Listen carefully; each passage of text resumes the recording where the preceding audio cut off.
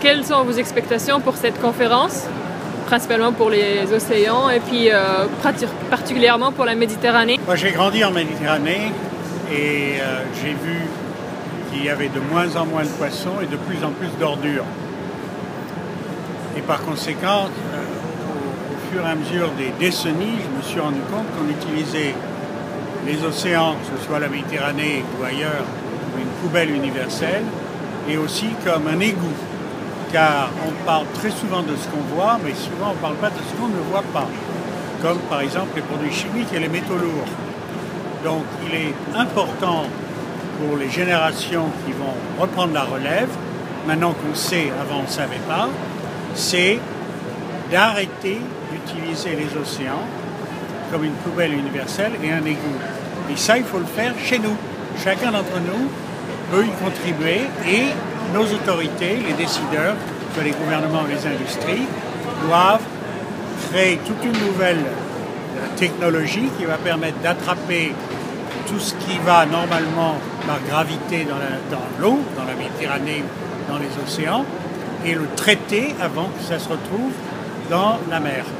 Et donc il y a un travail à faire chacun de chez nous, chacun nous-mêmes, et aussi à communiquer avec nos décideurs pour qu'ils prennent de meilleures décisions. Lors de cette conférence de Rio+20, est-ce que vous attendez à des, comment dire en anglais, commitments des différents gouvernements pour protéger les océans? J'aimerais qu'il y ait effectivement, à la fin de Rio+20, les décideurs qui auraient le courage d'annoncer universellement les décisions. On parle. Ce qu'il faut maintenant, c'est des actions. Et ça manque. Je vais à des conférences tout le temps. Et malheureusement, à la sortie de ces conférences, il y a très peu d'actions. Donc, je souhaite une fois de plus que Rio va nous permettre de voir nos décideurs, gouvernements et industrie, prendre des actions de manière à protéger notre système de vie, et en l'occurrence, les océans. Il semble que maintenant, l'un des thèmes principaux, c'est l'économie verte. Pour vous, c'est non, l'économie bleue. Oui, au bleu, voilà, l'économie bleue. Fabien, comment vous voyez ça?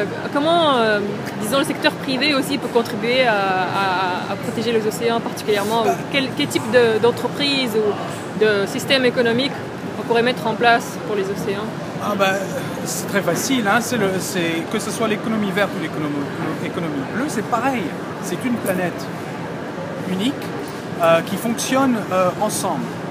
Donc, que ça soit d'arrêter de piller les océans comme si c'était une ressource infinie et de pouvoir compter ça comme un compte en banque et d'en tirer que les intérêts, c'est déjà un début. Que ce soit la pêche ou autre, que ce soit pour les médicaments, que ce soit pour etc., etc., etc. Le tourisme aussi, j'imagine. Le tourisme, le tourisme est absolument à 100% lié à la santé des océans. C'est sûr, si on veut faire de la plongée, si on veut faire de la pêche, si on veut faire de la voile, si on veut être sur la plage, c'est sûr, c'est sûr.